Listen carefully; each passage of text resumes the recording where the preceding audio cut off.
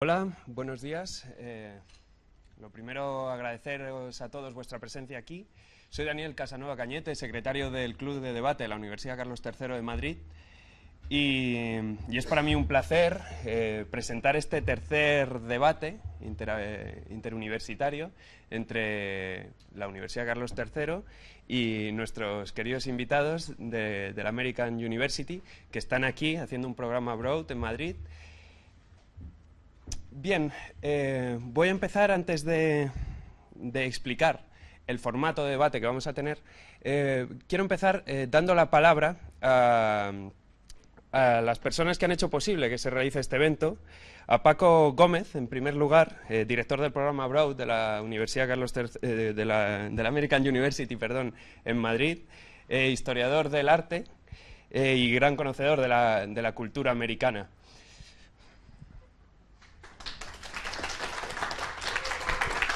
Bueno, buenos días a todos. En primer lugar, daros las gracias por vuestra asistencia, dar las gracias a Daniel por sus amables palabras y, bueno, como él ha dicho, pues es una vez más, estamos invitados aquí a la Universidad Carlos III, como siempre recibiéndonos de la mejor manera posible y nosotros muy agradecidos por ello. Agradecer también el esfuerzo a los ponentes, tanto de la Universidad Carlos III como de nuestro programa en Madrid, de American University, y obviamente también dar las gracias a los profesores que posibilitan esto, nuestro profesor de Public Speaking y de Comunicación, que es Gabriel Jiménez, y por supuesto a la profesora Celia de Lorenzo, que trabaja tanto con nosotros como aquí en la Universidad de Carlos III y hace siempre de una excelente anfitriona.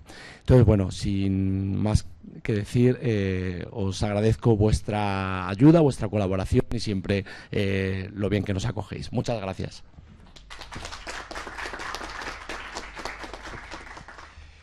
Bien, pasaré ahora a dar la palabra a la profesora Celia de Lorenzo. Por último, me gustaría que Gabriel Jiménez, profesor de Public Speaking de la American University, hablase al final para cerrar el debate y nos comente qué le han parecido las perspectivas y conclusiones que hemos sacado. Por tanto, cedo la palabra ahora a la profesora Celia de Lorenzo. ¿Qué tal? Buenos días, ¿cómo estáis? Bien, simplemente, bueno, agradeceros un año más. Tenemos nuestro debate internacional universitario con American University.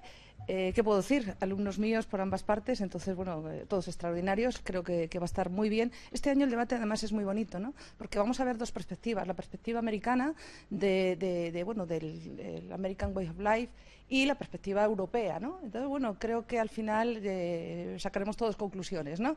Adelante, chicos, cuando queráis.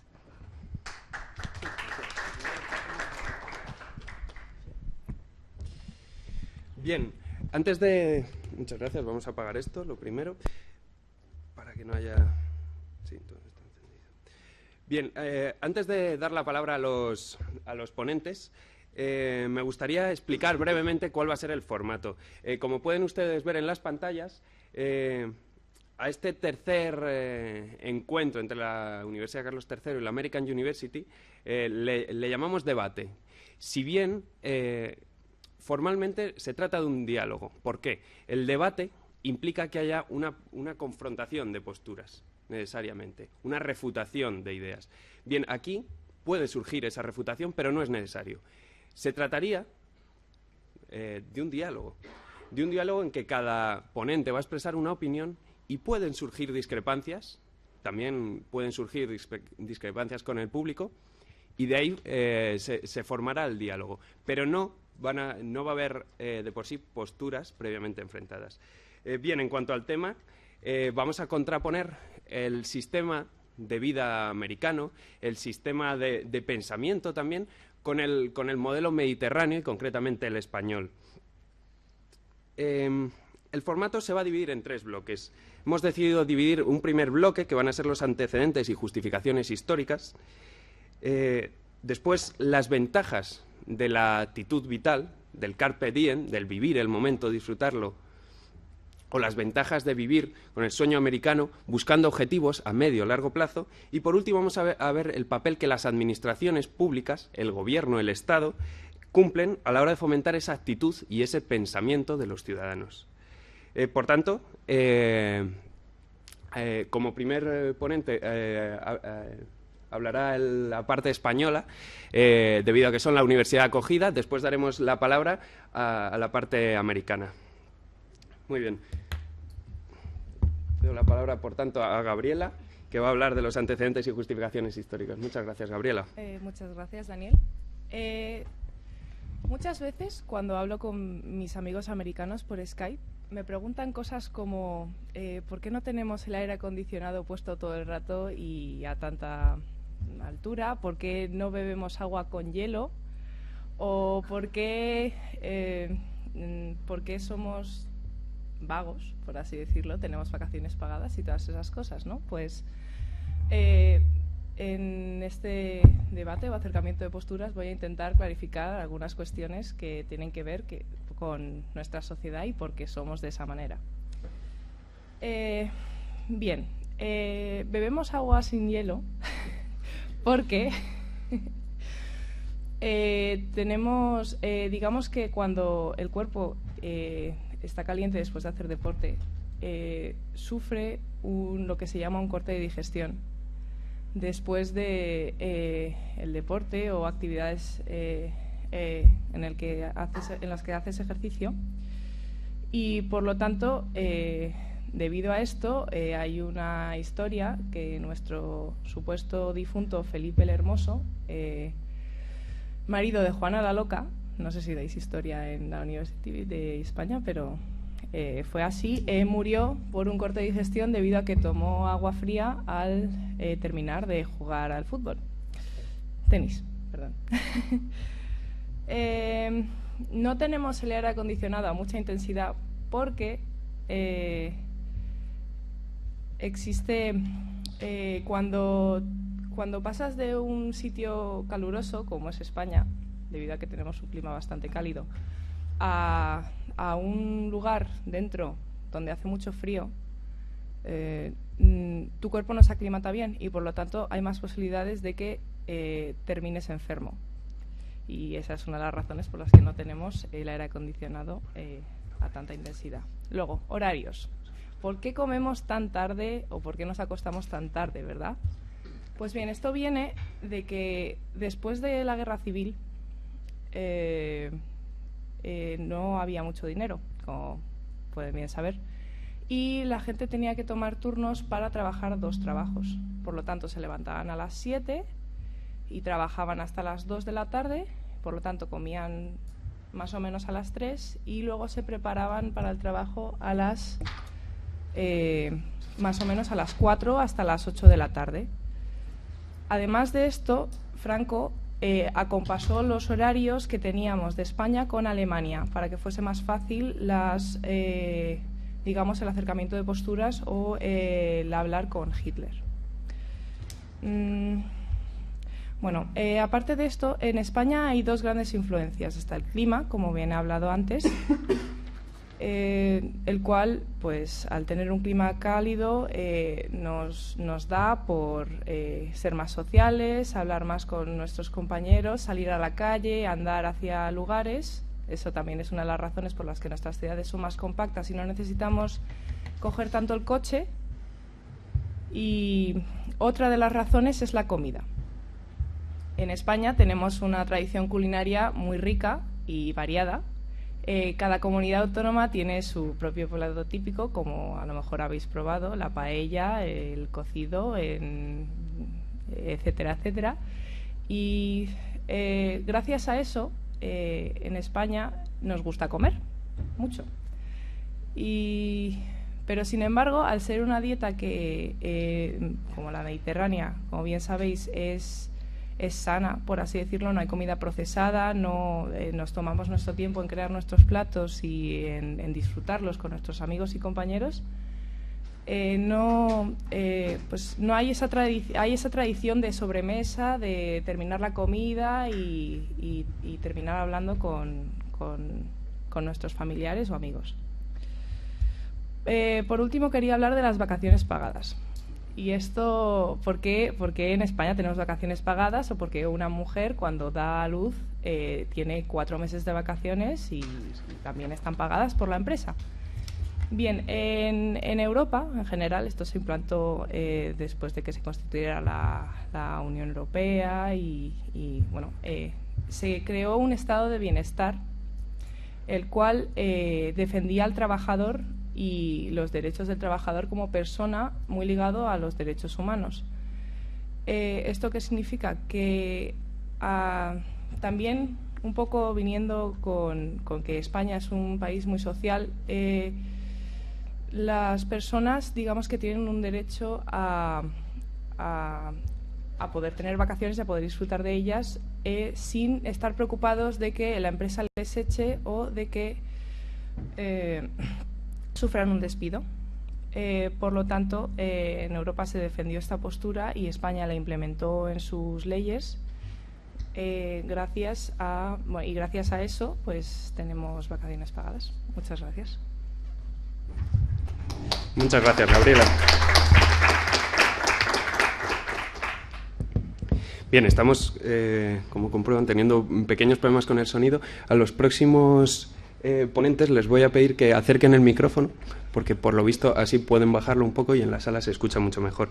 Bien, ahora vamos a contraponer, o no necesariamente, pero vamos a ver la opinión en cuanto a antecedentes y justificaciones históricas por el lado americano. Por tanto, voy a dar la palabra a Vera. Muchas gracias.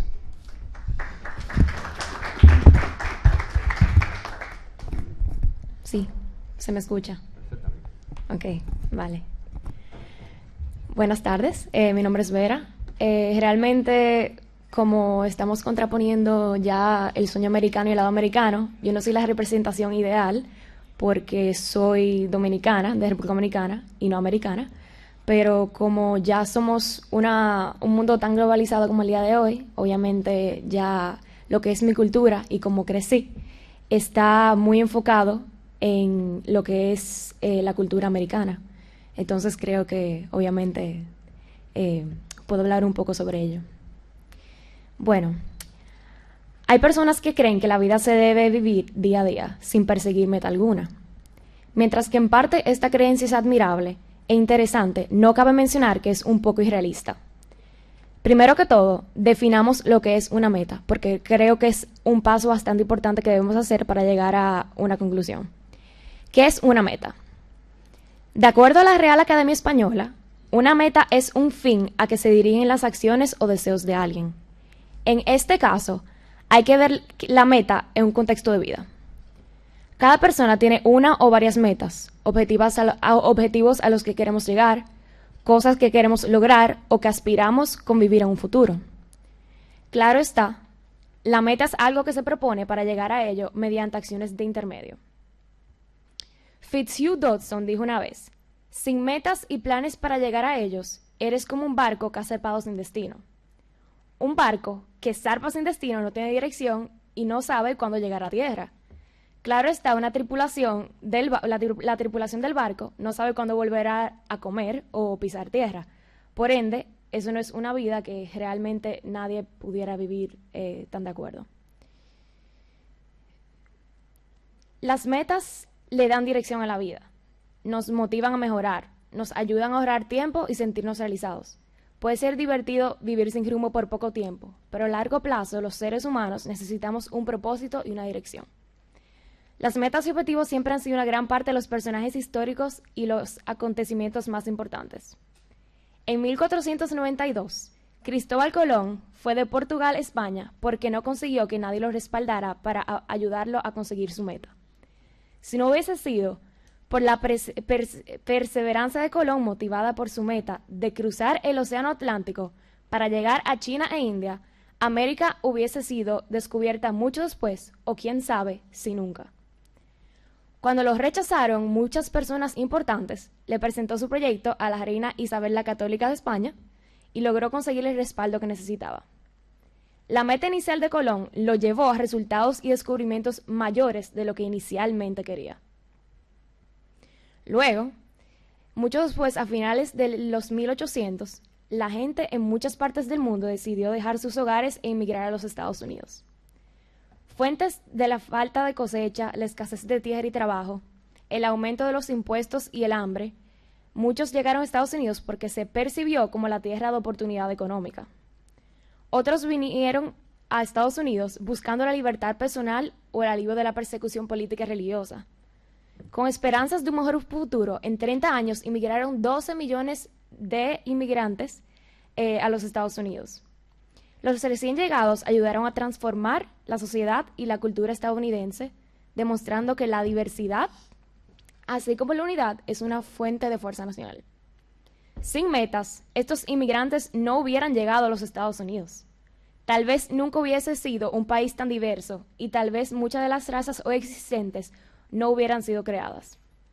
Por las metas que todas estas personas tenían, se creó una ideología que todavía persiste. De aquí nace el individualismo como método de hacer las cosas. El individualismo, como tal, promueve el ejercicio de las metas y deseos propios y asimismo logrando tales fines con independencia y autoeficiencia. Este individualismo no solo aparece a finales de los 1800, pero con esta ideología se creó el Estado norteamericano. El individualismo, después de un tiempo, se empieza a ver como una cuestión del individuo y los derechos humanos de cada persona. Aquel concepto que se da por perseguir metas independientes es lo que lleva a crear el sueño americano, nuestra postura que estamos defendiendo en el día de hoy.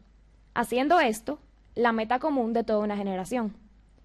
Se puede decir que el sueño americano, o en inglés, el American Dream, es la igualdad de oportunidades y libertades que permite que todos los habitantes de los Estados Unidos logren sus objetivos en la vida únicamente con el esfuerzo y la determinación. Asimismo, como dijo en su discurso tan popular, Martin Luther King Jr. tenía un sueño. King buscaba y tenía como meta concientizar la población sobre el racismo y terminar con la segregación y discriminación racial en los Estados Unidos. Sin esta meta, su discurso nunca se pudo haber dado. Sin su meta, miles de personas nunca se hubieran sentido empoderadas de luchar por su misma causa y tal vez nunca hubiera habido un cambio político y social en torno a la igualdad de razas en los Estados Unidos. Desde luego, hay cosas que se logran por accidente o cosas que pasan sin razón alguna, pero casi todo lo que tiene éxito se logró porque se vio como una meta y tuvo varios intentos. Si Mark Zuckerberg se hubiera rendido con sus ideas de conectar al mundo, nunca se hubieran reencontrado amigos de la infancia, familiares lejanos, extraños con intereses similares del otro lado del mundo. El progreso hubiese sido más lento. Si Walt Disney no hubiese fallado muchas veces para lograr lo que quería, nunca hubiésemos conocido el personaje de Mickey, ni el mundo tan especial de Disney, y muchos niños no hubiesen tenido esos personajes en sus vidas. Si Disney hubiese vivido sin una meta, todo lo otro estuviera muerto.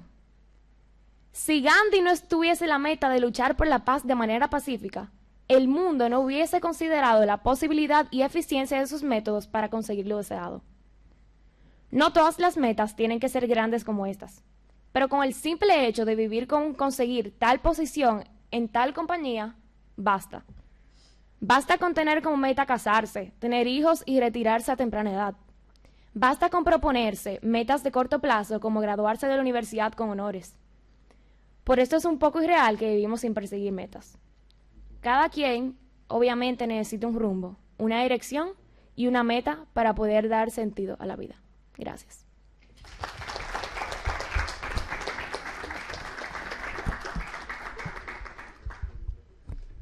Muchísimas gracias, Vera. Me gustaría dejarle al público ahora que realice las preguntas que estime necesarias. Formularemos preguntas, un breve diálogo, si es que se da, al fin de cada bloque. Si no surgen después de cada bloque, no hay ningún problema. Las realizaremos y comenzaremos con este diálogo al final de los 3 bloques. Si alguien, tanto del público o de los ponentes, quiere hablar.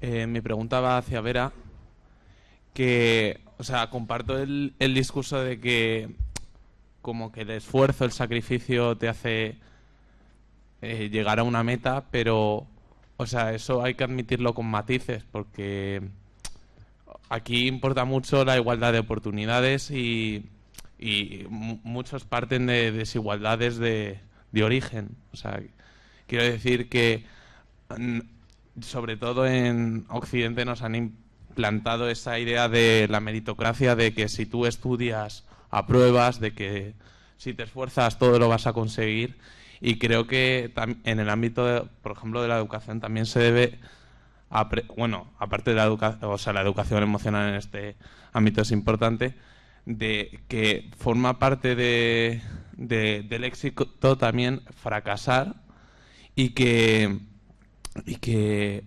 muchas veces no se consiguen las cosas, pero o sea, yo hay una frase que yo pienso que, o sea, el sacrificio, el intento no garantiza el éxito, pero al menos no garantiza el fracaso. Entonces, o sea, que ese discurso está muy bien, pero creo que muchas veces nos lo han implantado sin matices, y yo creo que no siempre el esfuerzo y el sacrificio vale, sino que incluso la suerte, el factor suerte también importa, y eso, que no depende de un solo factor.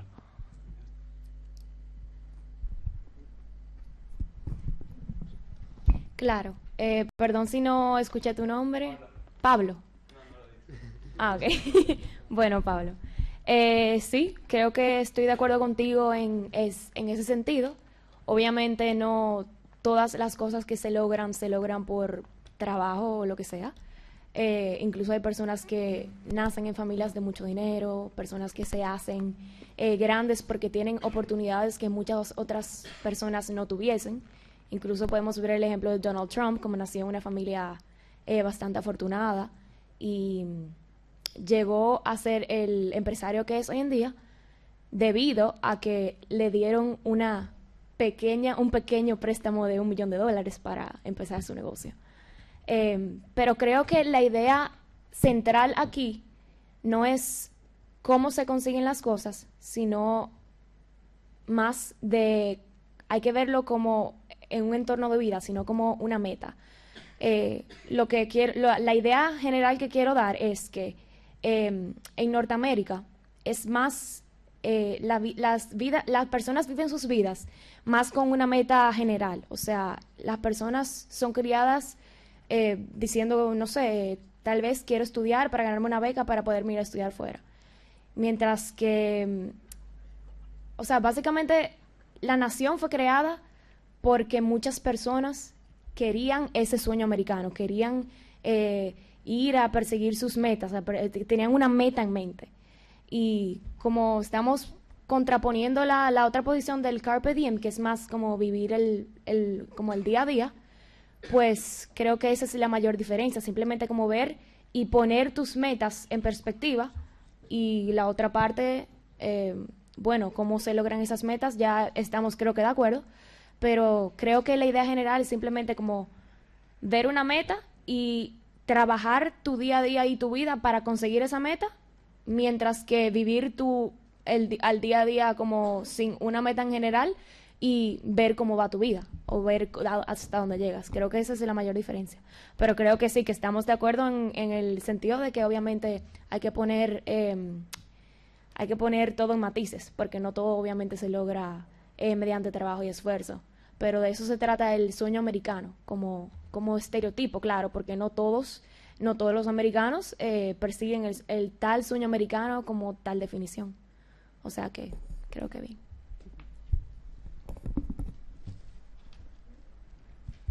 Muchas gracias. Yo soy Vladimir y quería también hacer una pregunta a Vera. Y bueno, y también un poco de una reflexión, ¿no? Por introducir un matiz que creo que es necesario, dado el signo de los tiempos. Este discurso sería perfectamente enmarcable en los años 80, en los años 90, o incluso tal vez antes del año 2008. Y esta pregunta, por tanto, esta reflexión tiene también que ver con lo que ha preguntado el anterior ponente, que es básicamente que hasta qué punto sigue vivo el sueño americano. Es decir, hasta qué punto el sueño americano es verdaderamente un sueño y no una pesadilla para muchos, por inalcanzable, por una meta irrealizable. Porque cuando uno no puede conseguir una meta, normalmente siente el nacimiento de sensaciones como la ansiedad, el estrés o, llegado a un caso extremo, la desafección, es decir, el ser expulsado del sistema, y no ya solamente del sistema, sino de la filosofía.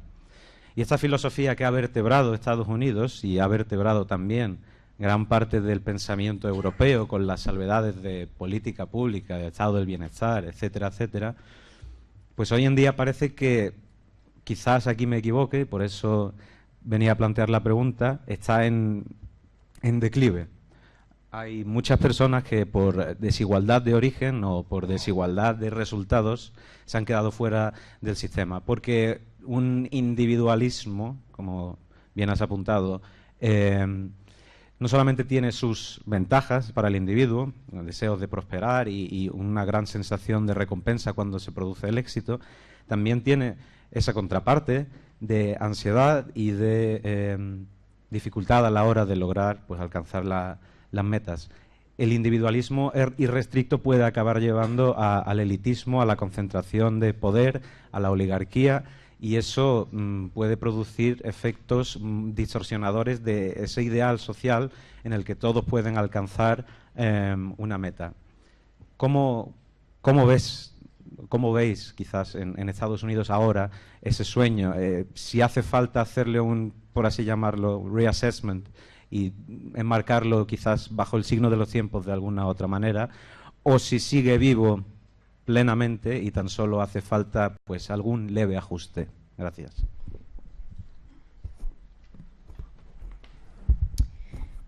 Bueno, primero de todo, creo que es importante resaltar que el sueño americano, de acuerdo a como yo lo veo, no es que es algo que está muerto, sino que es algo a que las personas, ¿cómo se dice esto en español?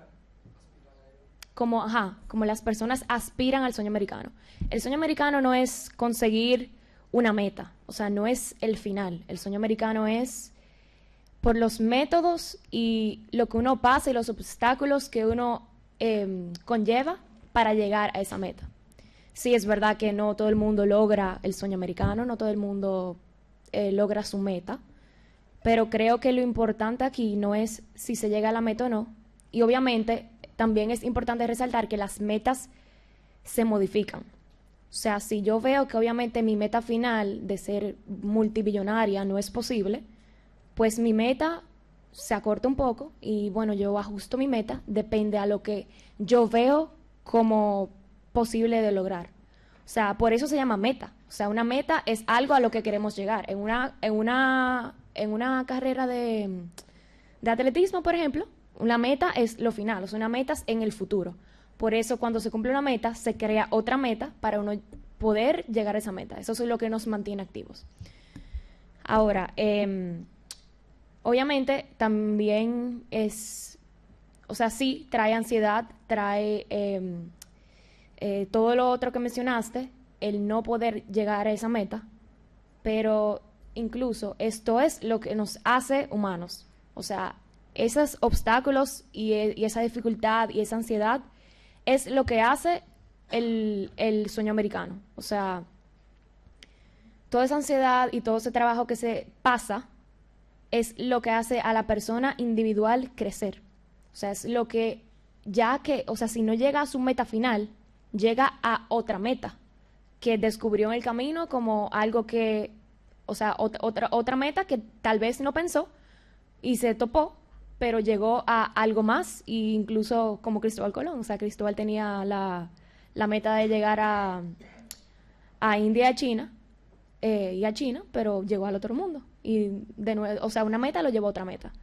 Con lo que dijiste sobre el individualismo, bueno, sí es algo que realmente es un poco complicado, porque el norteamericano piensa que, o sea, se piensa en sí como para trabajar en sí mismo, no sé qué, no sé cuánto, y sé que aquí ya en Europa es un poco más colectivo el asunto. O sea, aquí son más familiares, les gusta trabajar mucho en equipo y ese tipo de cosas.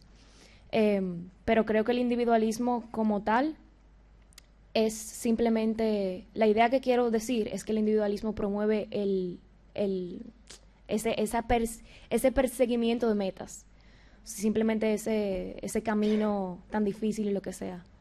No sé si respondí tu pregunta o si quiere. Bueno, gracias.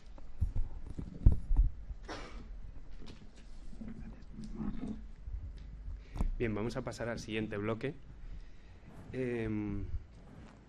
Después de ver un poco los antecedentes, aunque al final nos hemos puesto a entrar de lleno en la cuestión, vamos a hablar un poco de las actitudes, las ventajas de las respectivas actitudes vitales, de vivir el momento o de ir pensando en metas.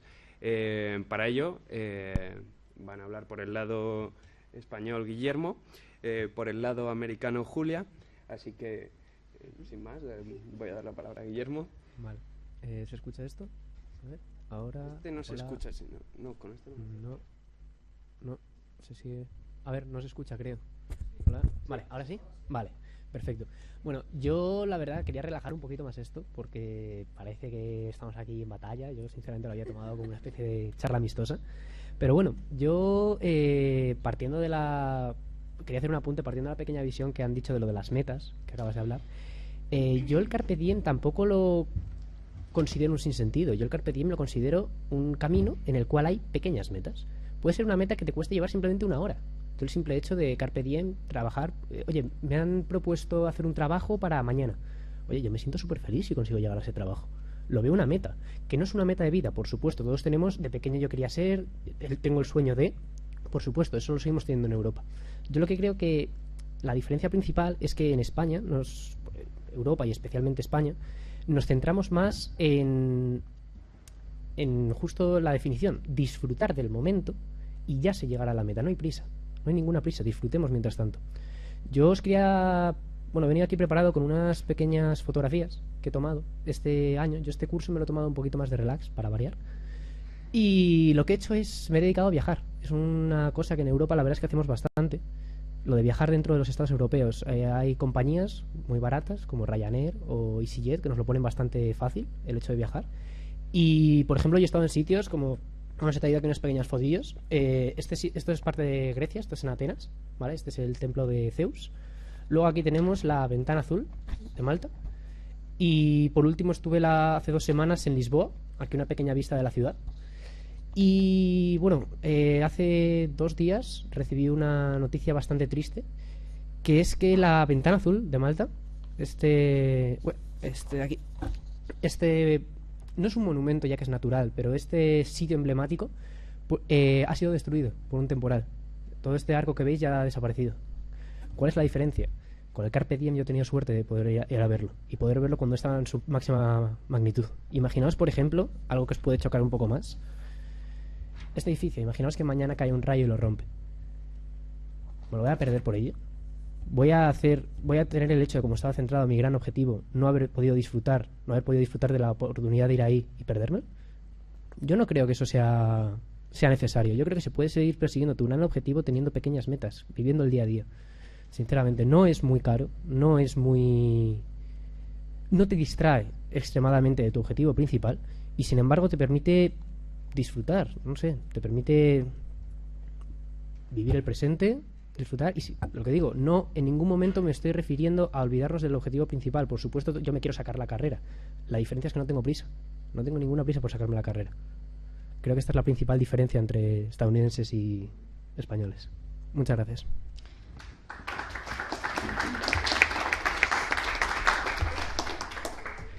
Julia, cuando quieras. Sí.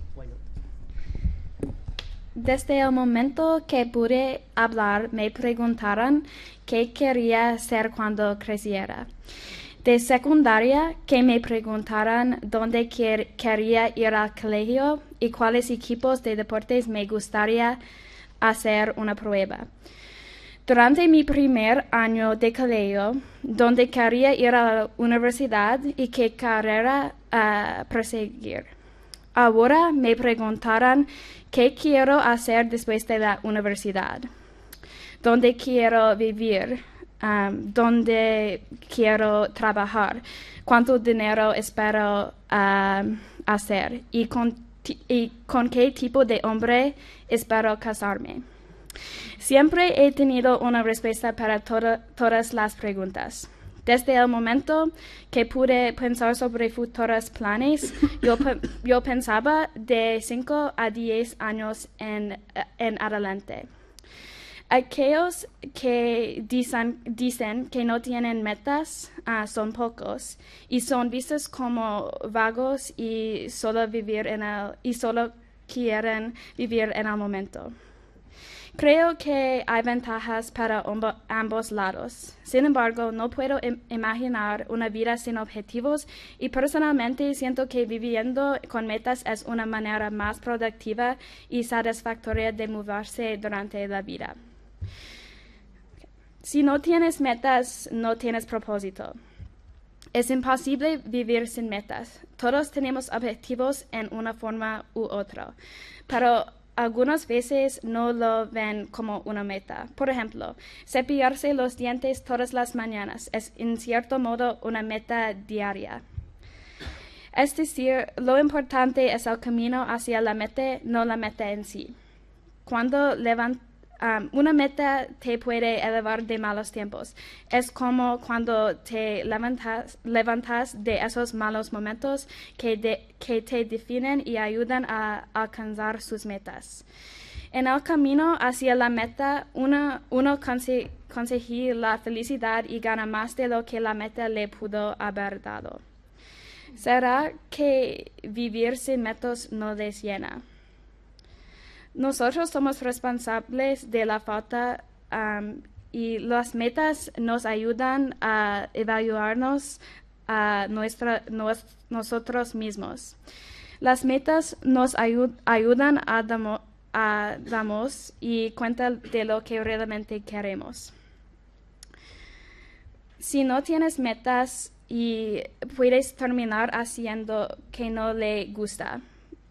Sigues la vida viviendo sin ellas, podemos pensar que queremos más tiempo libre para pasar el rato y con la familia o amigos, pero lo que realmente queremos hacer algo para la mayoría de nuestras vidas, que verdaderamente amamos, nos apasiona y nos ayudan a ser la mejor versión de nosotros mismos. Gracias.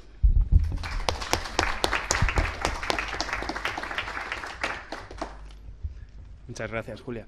Especialmente aprovecho para agradeceros el esfuerzo que estáis haciendo porque el diálogo se está desarrollando íntegramente en español por decisión de los ponentes. Teníamos bilingües a ambos lados, hemos decidido hacerlo íntegramente al final en español y es un esfuerzo enorme salir a hablar en público en un idioma que no es el tuyo y se va un montón. Bien, por supuesto. Nuevamente, después del segundo bloque, me gustaría abrir a opiniones del público, preguntas que quieran hacerles a los ponentes. El micrófono. Muchas gracias.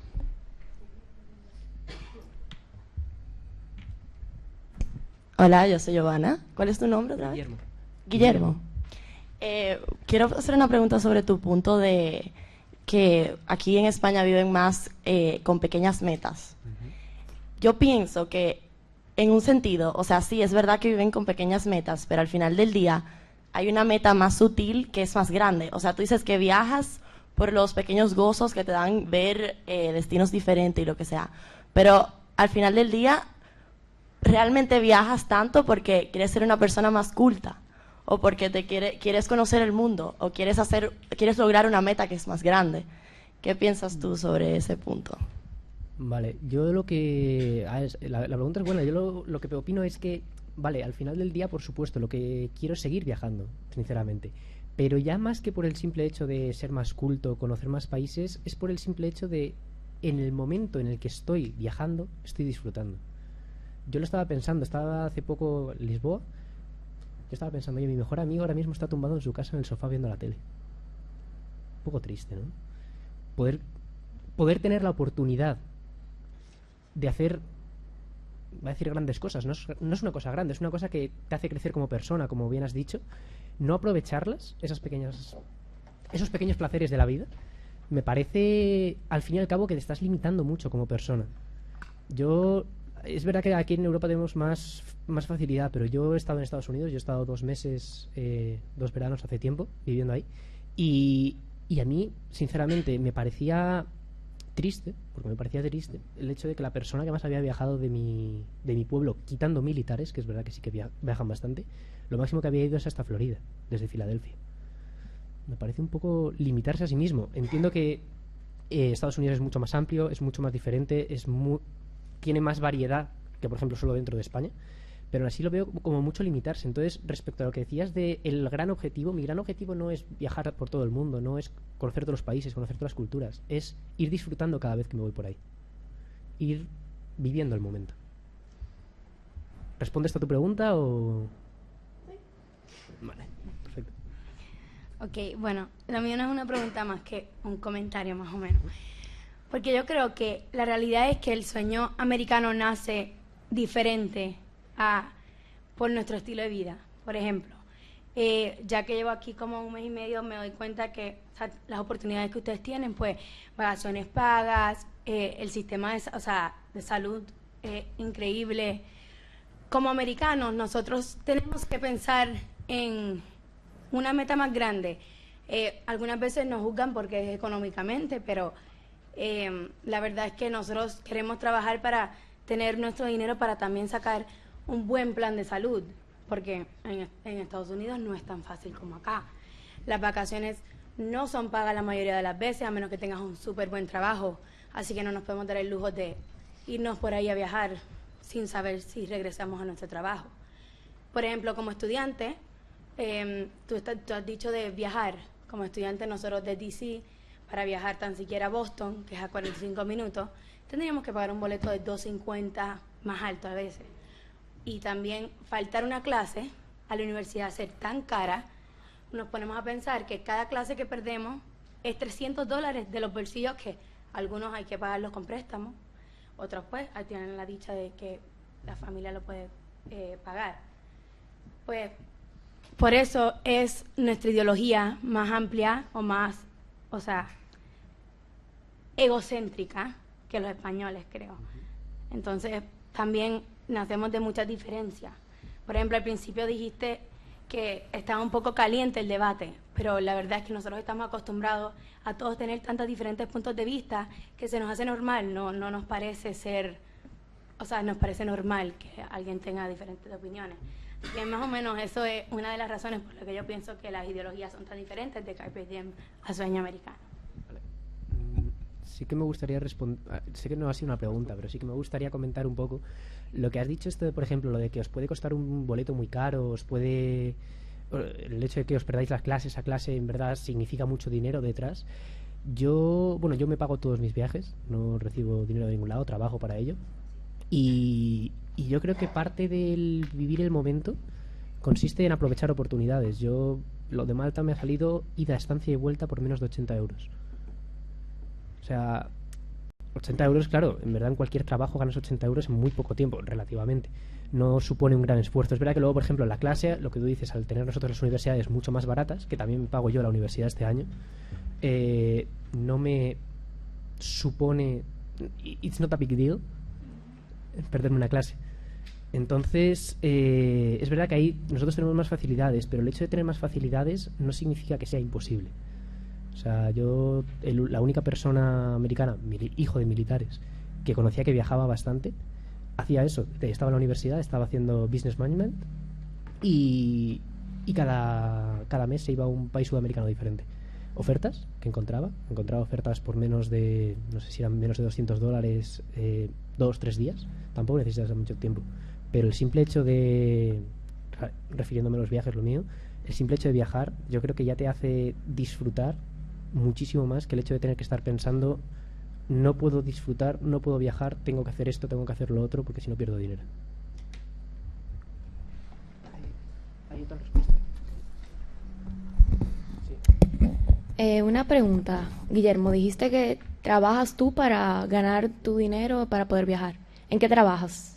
Bueno, yo ahora mismo soy profesor particular de inglés aquí en España, en Majadahonda. Soy profesor de debate y oratoria en un instituto en Majadahonda y hace poco estaba en un restaurante, ahora estoy en un catering de bodas y eventos. Vale, o sea que haces muchas cosas. Y entonces, ¿y para qué trabajas? O sea, ¿para ganar tu propio dinero? Yo trabajo para ganar dinero, por supuesto, con dos principales objetivos. Primero, universidad, que a mí ya me han cortado el grifo, ya me han dicho que hasta que hemos llegado. Vale. Y segundo, para viajar. Yo tengo una especie de pequeño fondo en el cual voy metiendo el dinero que me sobra cada mes y en cuanto reúno un poquito, vámonos. Perfecto. Entonces, viajar y hacer dinero es tu meta. No es mi meta. O sea, hacer dinero lo veo no como una meta, sino como un paso intermedio para sacarme a la universidad. Ya les dije que yo en verdad sí que tengo como meta sacarme a la universidad, es uno de mis objetivos, por supuesto. Claro. Pero luego lo de viajar no lo considero una meta en el sentido de que no vivo para viajar, disfruto viajando. Sí, no es lo mismo. Claro. O sea, yo creo que una meta, el sentido que ustedes se referían, es vivir para ello. Yo no vivo para viajar, yo disfruto viajando, no es lo mismo. Claro. Ok.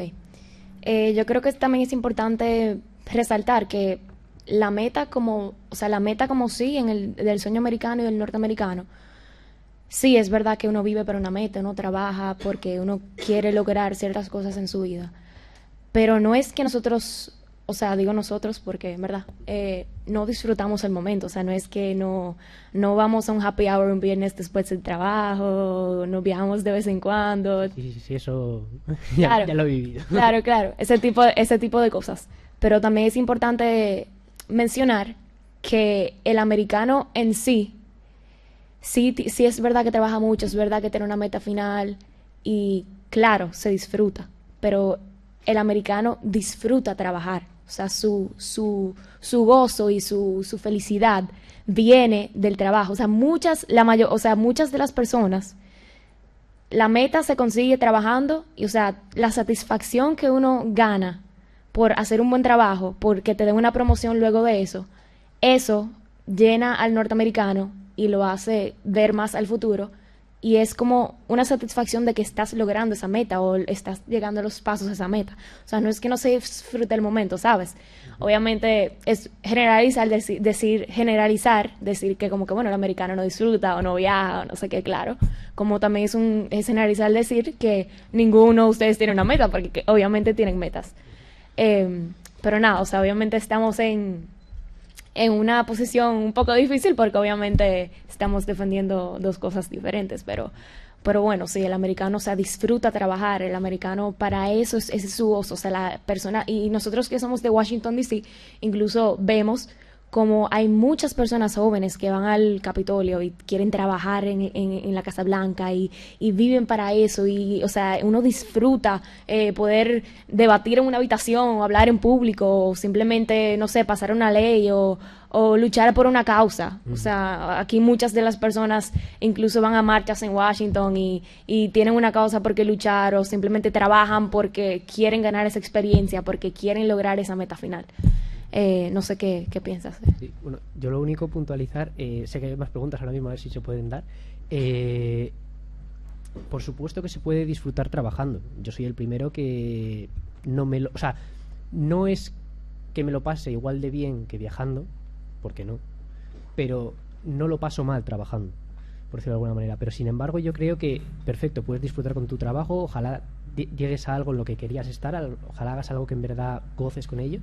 Pero, sin embargo, yo creo que el hecho de que haya cosas que ya de por sí se llaman placeres, están definidas como placeres, creo que ahora mismo si alguien ganase la lotería en España, muy pocas personas no viajarían. El simple hecho de poder hacer algo como placer y saber que no es para nada más, no tienes ninguna obligación, no tienes ninguna presión encima tuya, hacerlo a tu ritmo, ayuda muchísimo. Ayuda, sobre todo también, descanso mental. El hecho de no estar obligado, en el trabajo puedes estar disfrutando, pero sabes que aún así tienes una cierta de obligaciones. Tienes que llegar, tienes que... Claro. Ayuda bastante. Entonces podemos llegar al consenso de que sí, se puede tener una meta final, pero en ese trayecto es importante uno tomarse un descanso y hacer las cosas por el momento. Completamente de acuerdo. Vale. Muchas gracias. Voy a pasar la palabra... Bien, Vladimir, si te parece, voy a dejarte la palabra en el tercer bloque que has hablado antes. Vamos a pasar la palabra aquí a la compañera. Porque vayamos interviniendo todos, discúlpame. Tengo una pregunta para Julia y el equipo de American University. Guillermo dijo que el estilo de la vida de España es para disfrutar el momento. ¿Piensas que es posible para disfrutar el momento con una meta? ¿Sí? Sí, y eso pienso que en Washington hacemos esto todos los días. Pienso que podemos tener los ambos, sí, porque es posible pensar sobre el futuro, pero a la misma tiempo estamos, ¿cómo se dice? Estamos aquí ahora. Y sí.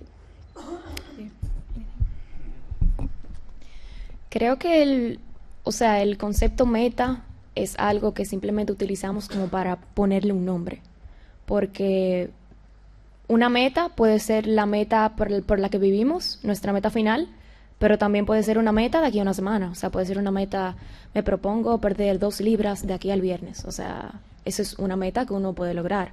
O simplemente, no sé, algo para gozar el momento. Me propongo ganar tanto dinero, trabajar tantas horas extras esta semana para poder ganarme ese dinero, para poder darme ese desbloqueo mental y poder ir, no sé, a Nueva York por un weekend o un fin de semana o algo por el estilo. Creo que simplemente es como un término que se utiliza para ponerle un nombre a la meta en sí.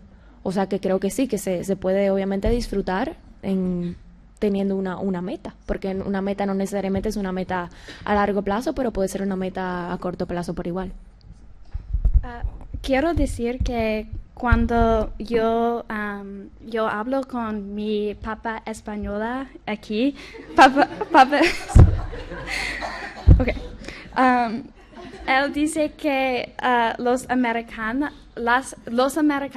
son muy materialistas y que todo, él dice que los españoles piensan sobre el futuro también, pero la diferencia es que los americanos son mucho más materialistas y eso es it gets in the way of actually living sometimes, because porque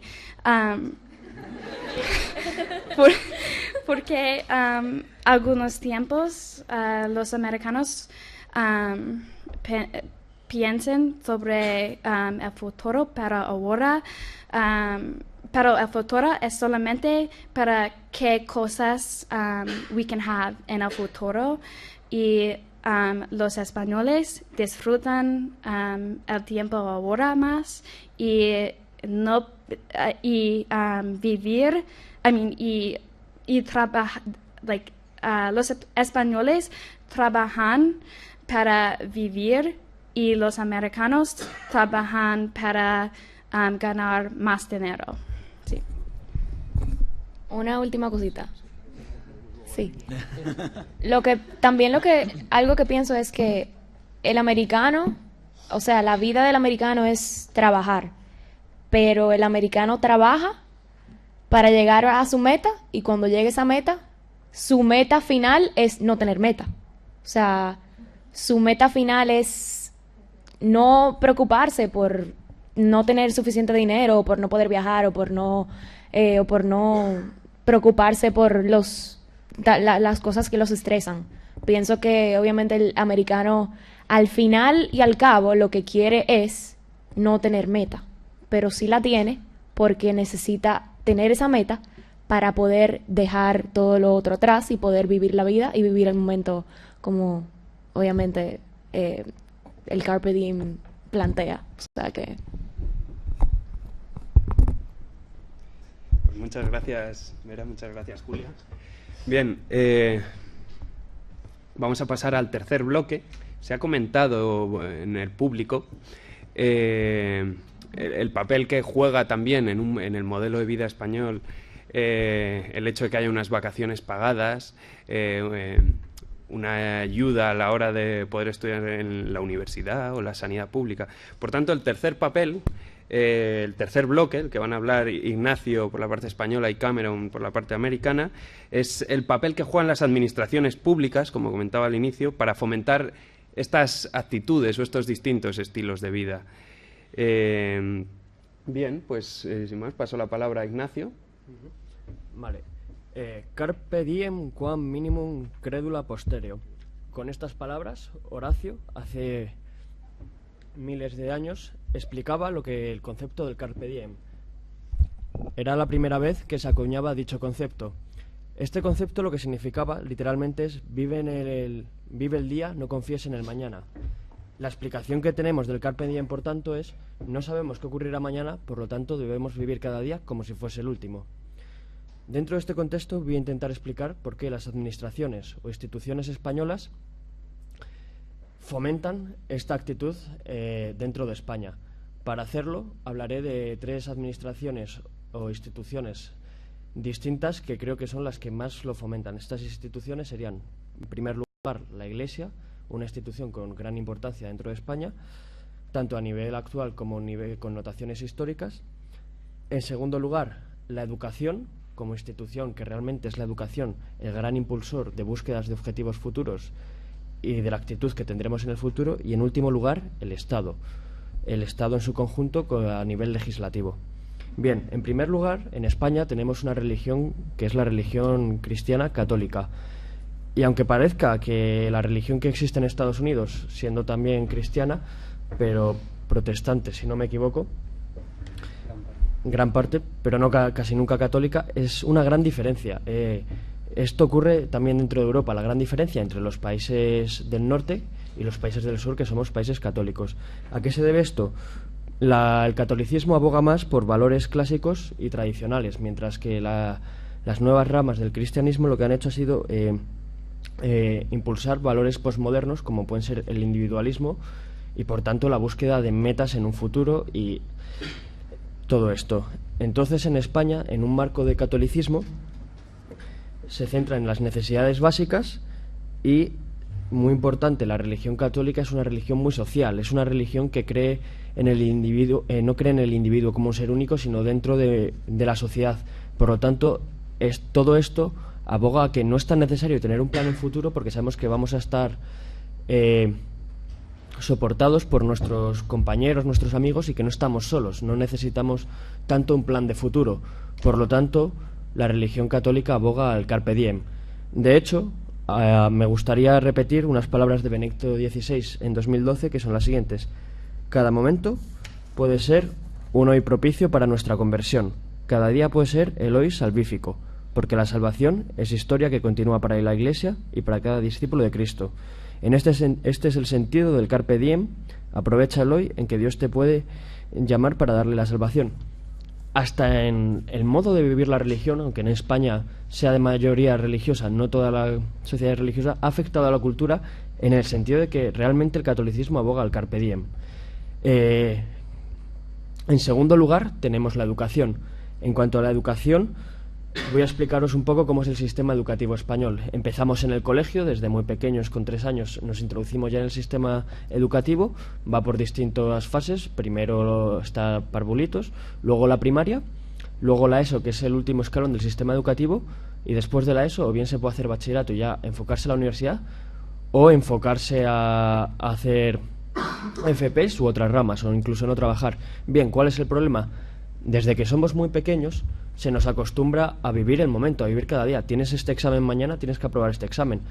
Ir pasando de curso poco a poco y realmente no pensar en qué habrá cuando terminemos el colegio. Realmente llegamos a cuarto de la ESO, que sería la última parte de la educación obligatoria, y los profesores ya nos han inducido a o vas a hacer bachillerato, que es lo más normal, porque por lo visto en España tenemos la costumbre de que todo el mundo tiene que tener una carrera. la titulitis española, es parte del carpe diem. Entonces se nos aboga eso, a no debes pensar tú en tus planes, ya tienes alguien que va a pensar por ti, o tus padres ya han decidido tu futuro. En general, nosotros no somos dueños de nuestro destino hasta que de repente hemos pasado la ESO, hemos entrado en bachilleratos en mucho caso, o carpe diem, no sabemos qué hacer, y o hacemos una FP, no estudiamos y vivimos simplemente el día a día, o incluso haciendo el bachillerato seguimos viviendo el día a día. Terminamos el curso formativo y viene la universidad. Y en la universidad viene el gran problema. Normalmente para entrar en la universidad se tienen 18 años o más. Y con esta edad ya la personalidad y la actitud ante la vida está relativamente formada. Entonces llegamos a la universidad sin saber todavía muy bien, hemos elegido una carrera, pero no sabemos realmente qué queremos ser después de la universidad. No tenemos planes, no sabemos qué profesión queremos. Y de hecho hay una gran desconexión entre el mundo profesional y la universidad. Entonces todo estas conductas institucionales nos abogan a realmente vivir el momento, porque al no tener un plan no nos queda otra que vivir el momento y disfrutar el día a día. Si no, nos amargaríamos y no tendríamos ninguna esperanza de vida. En esto también se incluye la educación familiar, es decir, hoy en día hay una generación, la denominada generación de millennials, que se les presenta un gran problema. Son una generación que sus padres en gran parte han renunciado a la educación con la esperanza de que fuesen las instituciones educacionales las que se encargasen de ello, y han consentido a sus hijos todo. No les han educado a lidiar con la frustración, permitiéndoles ante cualquier problema de la vida, presentándoles una solución. Entonces es una generación en la que nosotros nos incluimos muy al límite, pero nos incluimos, que salimos ante la vida y realmente no sabemos reaccionar a la vida, no tenemos solución ante los problemas, no tenemos una meta, no tenemos un plan de actuación. Entonces no nos queda al final otro remedio que vivir el carpe diem. Realmente no es una elección nuestra, nosotros no decimos vamos a vivir el momento, no. Señores, no tenemos otra opción, no se nos ha educado para afrontar los problemas de la vida, se nos ha educado para que no nos quede otro camino que vivir el momento. En último lugar, el Estado. El contexto actual que tenemos es una larga crisis que dura desde 2008 y ante la que el Estado español, en gran parte por políticas económicas que vienen desde Europa, por las cuales el Estado español no tiene demasiada decisión, tenemos un paro actual del 18,2%. Con un paro actual, la perspectiva, en el mejor de los casos, que es acabar la carrera, con un paro juvenil del 50%, es que 1 de cada 2 de nosotros tendrá un trabajo. No podemos planear tener un trabajo, no sabemos lo que pasará cuando acabemos la carrera. Es tan la incertidumbre ante el mañana que no nos queda otro remedio que disfrutar el hoy. El carpe diem, señores. Además, la situación ante la crisis ha sido la de los recortes. Se ha recortado prácticamente de todo. Durante la crisis ha habido recortes en sanidad, recortes en educación, etcétera. A los españoles se nos ha inculcado desde el Estado que lo que tenemos que hacer es apretarnos el cinturón y ocuparnos de las necesidades básicas, que ya cuando pase el temporal nos podemos preocupar del futuro, pero que ahora tenemos que vivir el día a día. Entonces, con este mismo concepto, se sigue abogando a no pensar en un futuro, sino vivir el día a día. Y a esto le unimos una subida, unos impuestos bastante elevados, a diferencia de Estados Unidos, que aboga por una economía totalmente liberal en la que se pretende que el ciudadano tenga más disponibilidad de dinero por lo que decida qué hacer con él. En España está la carga impositiva que realmente el dinero que dispone un español medio no le da para tomar grandes decisiones, le da para vivir el día a día y en muchos casos, con suerte, llegar a fin de mes. Entonces, con esa actitud no se puede pensar en una gran meta o tener un gran sueño americano. Es vive el momento y mañana a lo mejor estás en la calle. También tenemos el tema de la corrupción. En España es uno de los países de Europa en los que mayor corrupción hay. Realmente diréis, bueno, ¿la corrupción qué tiene que ver con el carpe diem? Pues bien, la relación que existe en la corrupción es que realmente tenemos la crisis, tenemos una alta tasa de paro, grandes impuestos, tenemos todos estos problemas que ya de por sí nos dificultan tener grandes metas. Pero además vemos que para conseguir grandes metas en la vida o llegar lejos, tienes la traba de la corrupción. La única manera de conseguirlo es ser amigo de alguien, poner tal maletín con dinero o hacerlo de una forma ilegal, amoral. Realmente son tantos los obstáculos que hay en el camino para conseguir metas y alcanzar los sueños que simplemente nos rendimos en los pocos que todavía tienen sueños y no nos queda más que vivir el día a día. Aunque todos estos elementos parecen a priori elementos inconexos, la conexión que tienen es que son los elementos del Estado español que provocan el carpe diem. Al final no queda otro remedio que el carpe diem. Entonces, en conclusión, como hemos podido ver, por los 3 pilares fundamentales que abogarían a esto, que serían la Iglesia, la educación y el Estado, a los españoles no nos queda otro remedio que atenernos al carpe diem y vivir el momento, porque, como decía Horacio hace muchos siglos, no confíes en el mañana. Muchas gracias.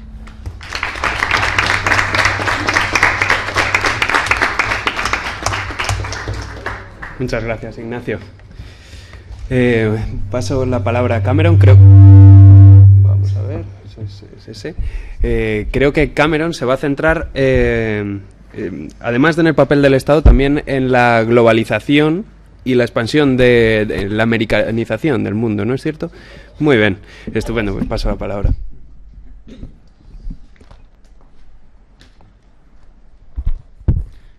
Gracias, Dani. Buenas tardes a todos.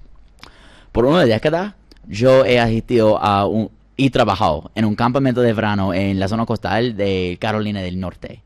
No es exageración decir que este campamento, Camp Seagull, es el mejor lugar en el mundo para ser joven. Esta organización tiene casi 70 años de exitosos y se queda excelente por nuestros valores: honradez, valentía y respeto. Son nuestros valores y cada año, en los veranos de mi juventud, yo vivía en una comunidad que ejemplifica cómo vivir una vida con estos valores. Además, vivimos con un recuerdo constante para establecer y realizar metas. El campamento es especial porque es el único campamento en los Estados Unidos que yo conozco que provee libertad completa a los niños para participar en todas las actividades y opera en un sistema de rangos para facilitar el proceso de planear y realizar sus metas. Es la filosofía del campamento, además de los valores antecedentes, para dar a los niños un objetivo o finalidad. Viene de la opinión del fundador Wyatt Taylor, que dice: nada es casualidad en la vida, que necesita trabajar para todo que gane.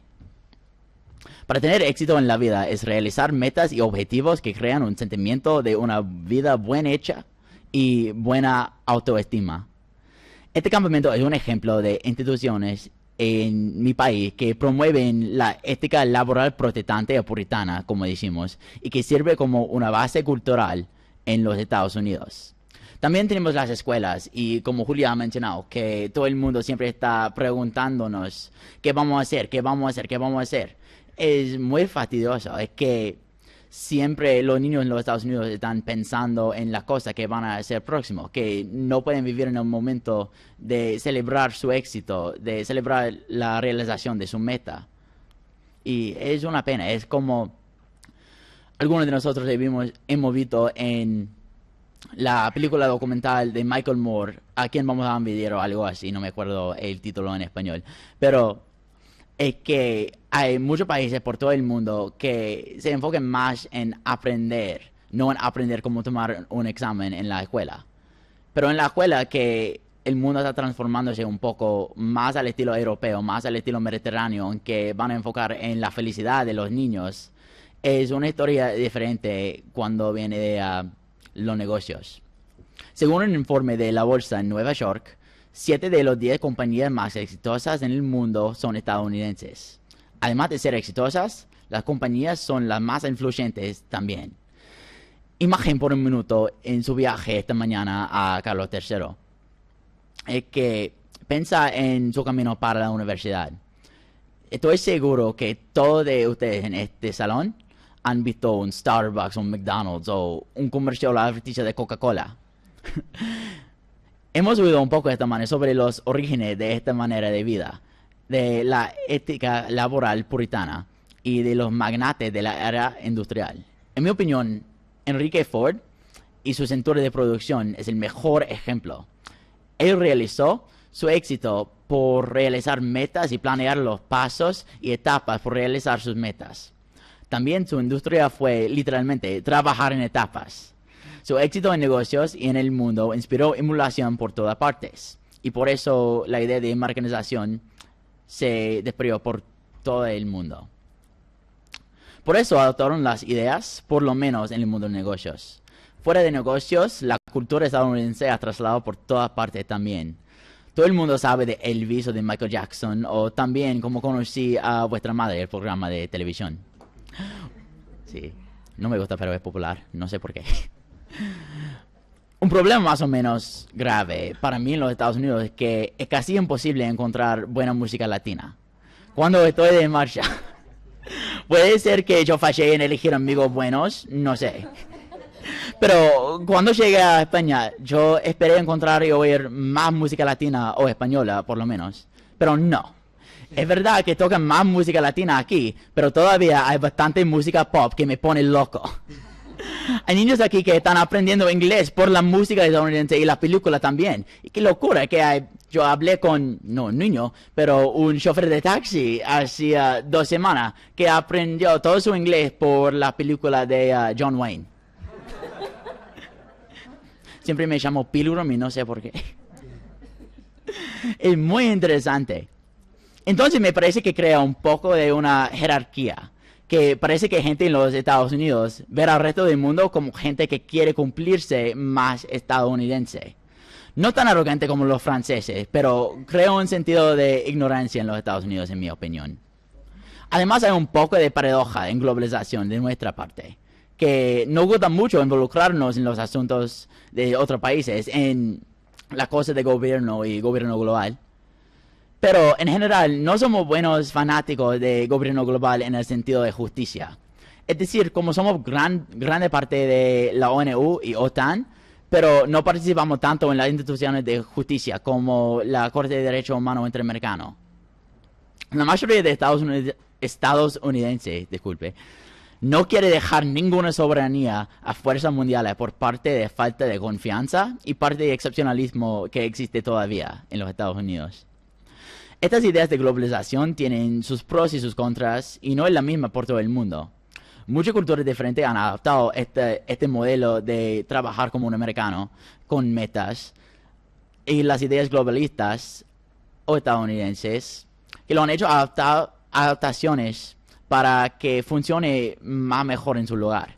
Que puede tomar tiempo para hacer su trabajo, ganar dinero y también disfrutar eso y disfrutar cosas afuera de su trabajo. Tenemos las frases. Hay personas en el mundo que viven para trabajar y hay personas que trabajan para vivir. Generalmente quiere decir que los estadounidenses están enamorados con sus carreras y sus trabajos y que son como su vida entera. Es verdad que existe. Hay gente como mi padre que sinceramente disfrutan lo que hacen y lo quieren hacer por el máximo tiempo permisible. No dudo que hay gente así en España y en Latinoamérica y en la región mediterránea también, pero además de tener una pasión que por casualidad es su trabajo. Por eso tenemos que planear nuestro futuro, porque hay mucha competencia en los trabajos y las carreras que es más fácil para ser apasionado. La otra parte, trabajar para vivir, quiere decir generalmente en Latinoamérica y la región mediterránea, la gente trabaja para ganar dinero, para mantener sus pasiones que existen fuera de la oficina o la tienda o donde quiera. Pasiones como la familia, como el viaje, etc. Las pasiones que requieren dinero y van a ganar dinero como quiera y como pueda. No estuve claro cuando yo estaba describiendo mi experiencia en mi campamento. Yo nunca persigo los rangos como los otros niños allá. Es que solo quería pasar tiempo con mis amigos y divertirme mucho. Fuera de las presiones que teníamos en el cole, porque nadie necesita un año lleno con presiones. ¿Dónde estaba? Pero sí, tenía muchos amigos que me parecían demasiado preocupados con sus rangos y las cosas dentro del campo y que estaban olvidando de disfrutar su tiempo allá. Existe la alternativa que mezcla las dos ideas, que es muy posible tener mezcla de pasiones y por eso idealmente estas ideas existen juntos por la globalización. Gracias.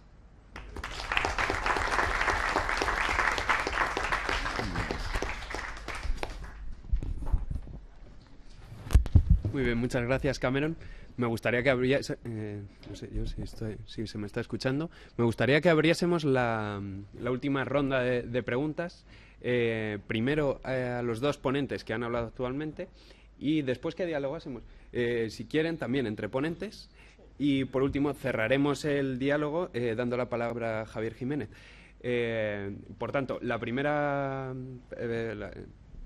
pregunta, la que me gustaría que realizasen, es la de Vladimir, que la llevamos arrastrando el bloque anterior. Muchas gracias. Cuando quieras, Vladimir. Muchas gracias. En verdad agradezco que postergáramos mi pregunta para ahora porque sí que es mucho más pertinente en este bloque. Y no sé si a lo mejor McCarthy me quemaría en la pira por lo que voy a decir, pero precisamente una de las consecuencias de la americanización del mundo ha sido que aquí en Europa, bueno, estemos hablando de, a fin de cuentas, diferencias psicológicas del individuo. Es decir, a fin de cuentas, partimos de una premisa que es el individualismo metodológico y el liberalismo político y económico como premisa fundamental, y no hay razón alguna para rechazarla. Pero hemos hablado tanto de individuos y de los frutos que producen sus esfuerzos y sus genios, y no hemos hablado tanto del esfuerzo colectivo. Es decir, Colón no habría ido a ningún sitio sin los barcos que pusieron a su disposición, ni siquiera habría ido a ningún sitio sin el pensamiento, no ya filosófico y aventurero, que permitió descubrir la terra incógnita. Y esto aplica a prácticamente cualquier pensador, incluso podríamos hablar de la propia idea de patentes sobre si tiene encaje o no, porque es que no hay nada que sea fruto de los esfuerzos del individuo que no sea también fruto de los esfuerzos del colectivo. Pienso, por ejemplo, en una presa, pienso, por ejemplo, en el ferrocarril, en el tendido eléctrico, en una pirámide, por ejemplo. Eso es el colectivo.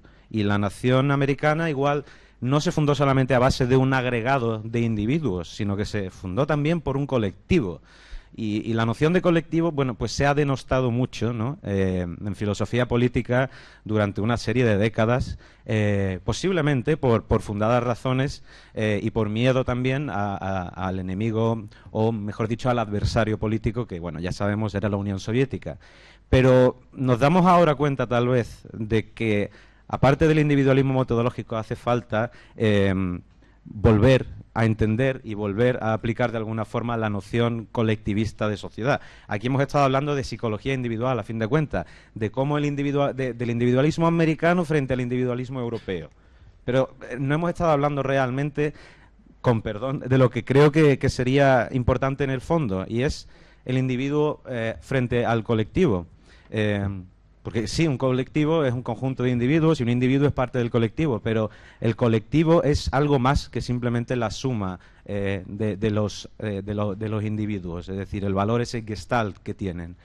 Por tanto, yo quería, por ejemplo, hablar del caso de Rockefeller, ¿no? De John D. Rockefeller, que es un perfecto individuo que se hizo a sí mismo, self-made man, que construyó, de hecho, un monopolio de lo denodados que eran sus esfuerzos. Pero utilizó, con habilidad desde luego, un medio que era pues fruto del colectivo, fruto sobre todo de una inversión que en ese momento podrían ser compañías privadas, pero que por lo general suele venir de parte del Estado. Ningún empresario privado, por lo general, va a querer plantar un ferrocarril. ¿Por qué? Porque es carísimo y porque tarda mucho en generar beneficios. ¿Qué ocurre cuando el individuo aprovecha los esfuerzos del colectivo y los privatiza y los convierte en propios?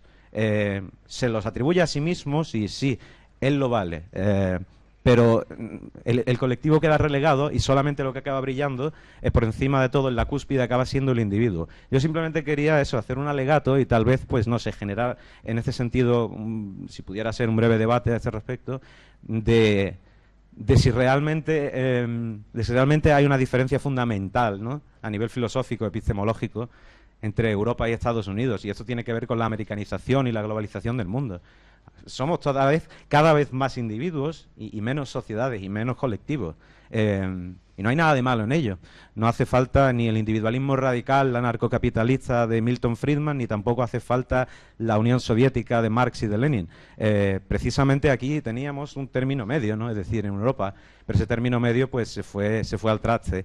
También porque evidentemente dio de sí lo que pudo dar de sí. La gran pregunta es, un New Deal, por ejemplo, sería perfectamente plausible, pero para un New Deal haría falta tener en cuenta al colectivo. Sería necesario volver a la premisa epistemológica no solo del individuo, sino del colectivo. Entonces, tal vez me haya pasado con la reflexión y haya menos parte de pregunta, pero quisiera simplemente que dierais vuestro feedback en este sentido, si pudiera ser, porque me interesaría verdaderamente escucharlo, porque, en fin, hemos hablado de distintos individuos, pero no de la gran confrontación, ¿no?, de las dos premisas. Muchas gracias, Vladimir. Gracias a ti. Entiendo que este alegato y reflexión iba destinado principalmente a Vera, pero os cedo el micrófono para que respondáis como queráis. Bueno, sí, realmente es una disputa bastante complicada, porque hasta ahora habíamos estado hablando, bueno, más en el individuo en sí, o sea, a nivel personal, si vivir con metas, vivir sin metas o lo otro. Bueno, desde mi perspectiva y desde el poco tiempo que tengo viviendo en los Estados Unidos, o sea, tengo 3 años allí por la universidad y solamente, bueno, yo todavía veo el individualismo como sí a nivel personal, pero cuando viene al colectivo, creo que se está colectivizando más la sociedad de acuerdo al progreso que lleva los Estados Unidos como país. Porque como sí, o sea, en sí, en los últimos años, especialmente con Obama y los demócratas en el poder, creo que el país, bueno, ya progresó a ser más liberal, a ser más no sé qué. Ahora con Trump no sé qué pasará. Pero creo que este cambio de, bueno, este gobierno, Estado, si seguimos hablando de Estado, forzó a la sociedad en ser un poco más colectivo en las metas comunes, o sea, ya sea los derechos humanos, o sea, ya sea de igualdad de género, de sexo, o cómo se identifica a cierta persona, o los derechos del aborto, o la legalización de la marihuana, o todo esto. Pero creo que ya ha ido los Estados Unidos de algo más individual a lo colectivo en el ámbito social y público, o sea, pero en lo individual creo que todavía es un poco, y la verdad es que es triste y complicado el sentido de que hay veces que un colectivo trabaja para algo y realmente solo se atribuye a un individuo, que pasa mucho realmente. Pero creo que es simplemente como la ideología de quién está en el poder, en el mando o algo así. Pero no sé si alguno de ustedes tienen algún otro comentario sobre esto, pero simplemente creo que se ha movido de algo más individualista a algo colectivista en el ámbito social. Pero creo que el personal sigue siendo algo más del individuo en el ámbito profesional, o sea, ya sea, por ejemplo, mis metas como persona, o sea, qué quiero hacer yo de aquí a 10 años, de aquí a 5. Pero creo que ya como sociedad y país en sí, creo que es un poco más colectivista. Y creo que aquí esa es la similaridad de aquí y allá, o sea, ya sea aquí, o sea, son muy nacionalistas ustedes, o sea, aquí ustedes están tratando de empujar esa globalización un poquito, que sí hay McDonald's, sí hay de todo aquí, pero como ustedes siguen teniendo esa identidad propia, o sea, esa identidad que solamente ustedes quieren mantener. Y creo que esa es la similaridad entre ambos países, y ya sea, o sea, obviamente que ambos son colectivos en el ámbito social, ya sea en el profesional, bueno, no sé si tanto ustedes como individuos sean, creo que son más colectivistas también, pero bueno, no sé si tienen alguna otra. ¿No? Bueno. Muchas gracias, Vera. Preguntas, reflexiones que surjan. Por cuestiones de tiempo un poco más breves que las de Vladimir. No, ha sido realmente interesante. Yo he disfrutado un montón escuchándote. O sea que, si no, los ponentes también, si tienen opiniones que quieran enfrentar, este es el momento. Sí.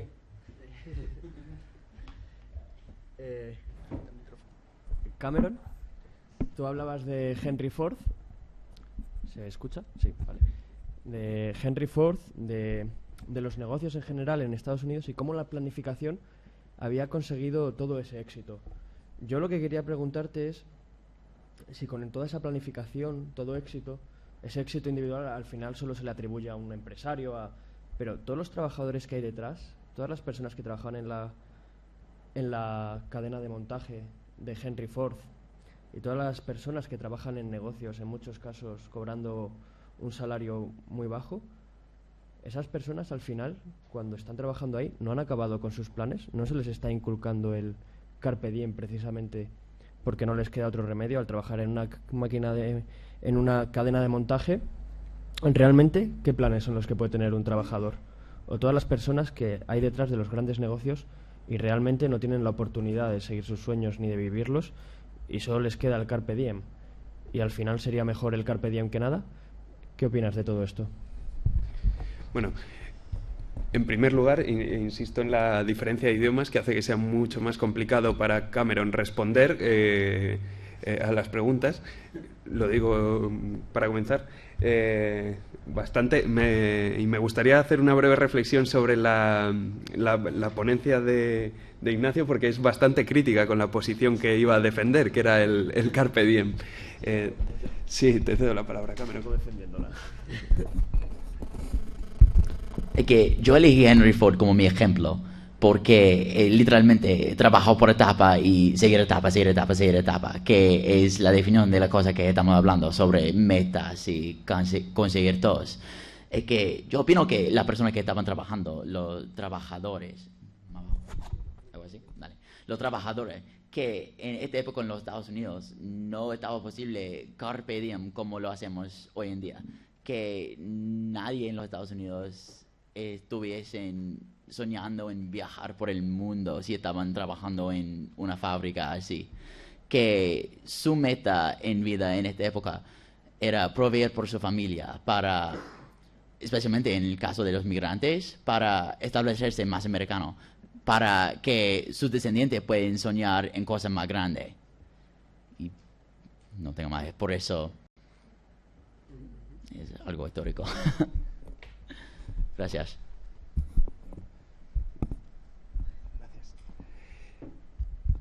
Bien, pues vamos a proceder a cerrar ya una vez concluidos los 3 bloques y la última ronda de preguntas. Por supuesto, vamos a cerrar dando la palabra al profesor de Public Speaking de la American University. También ha sido profesor de la Universidad Rey Juan Carlos de Madrid, a Gabriel Jiménez. Vamos a ver si tenemos por aquí el...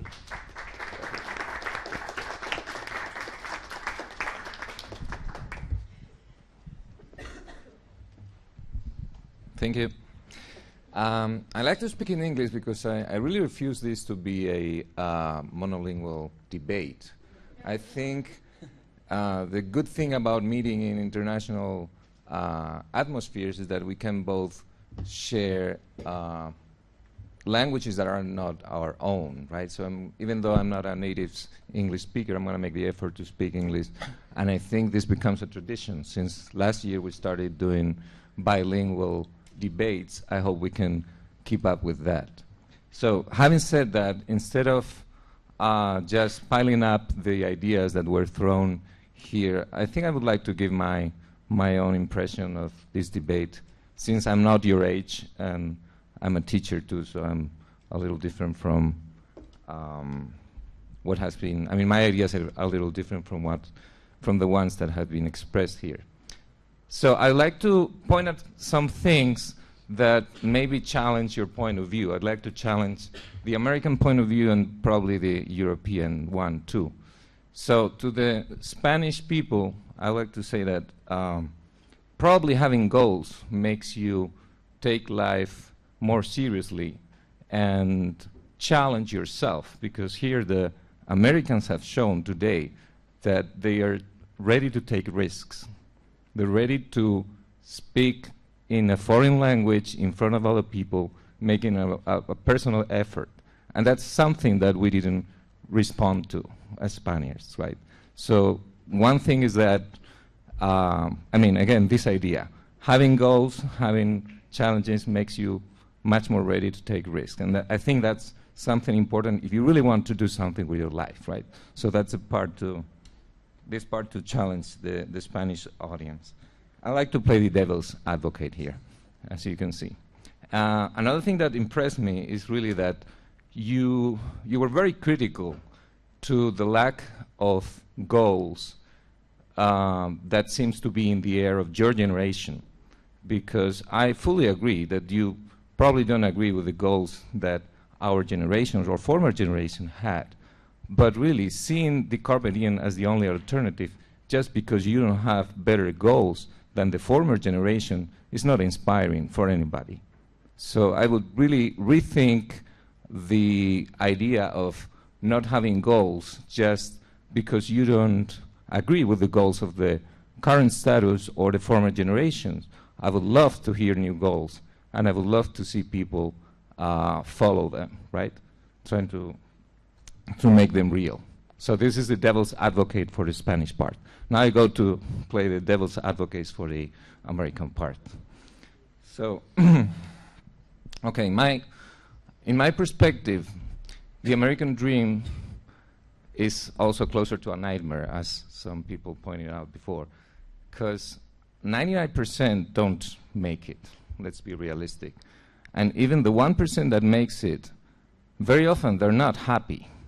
I'm currently reading a book called Be, Feel, Think, Do, because the person who wrote it, she really reached all her goals, but she realized she wasn't happy.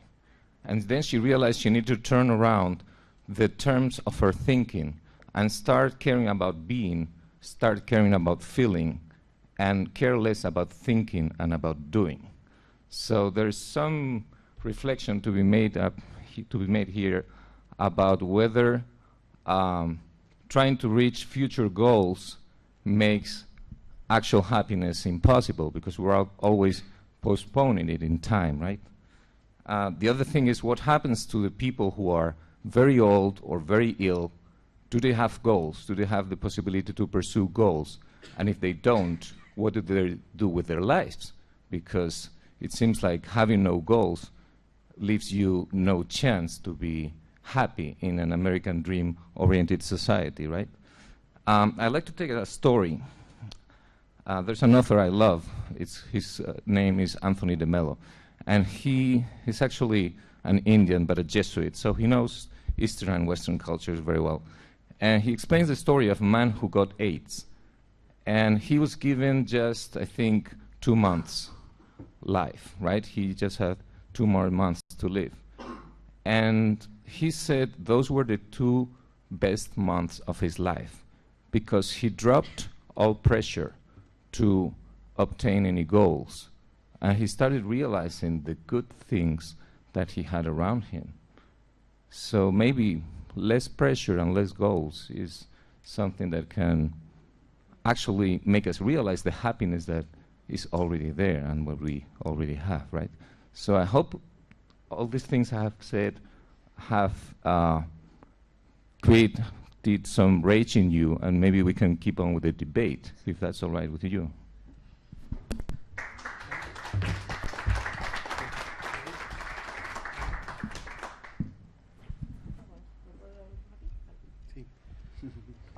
Well, since you're so eager for us to talk in English, we would.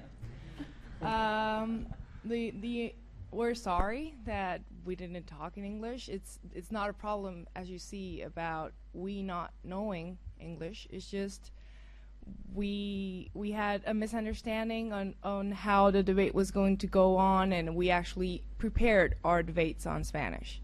But it's not a problem for us to talk in English, as you can see. And what you said, actually, I did like your point of view of us being too pressured on one side or another. It's just, it is true that Spaniards in general need to be a little more focused, especially our generation or the millennial generation.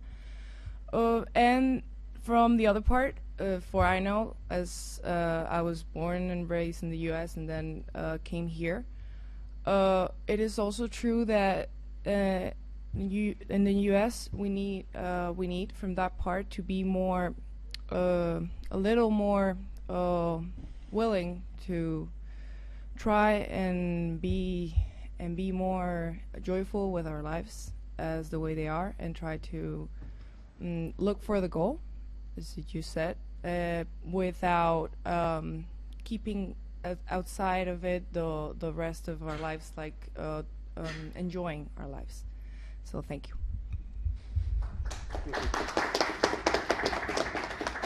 Okay, thank you very much, Gabriela. voy a volver al español si me parece, simplemente para cerrar el debate. Me gustaría que nos hiciésemos todos juntos una fotografía aquí, los que estamos en la sala, que voy a ser yo mismo el fotógrafo, así que venid aquí, vamos.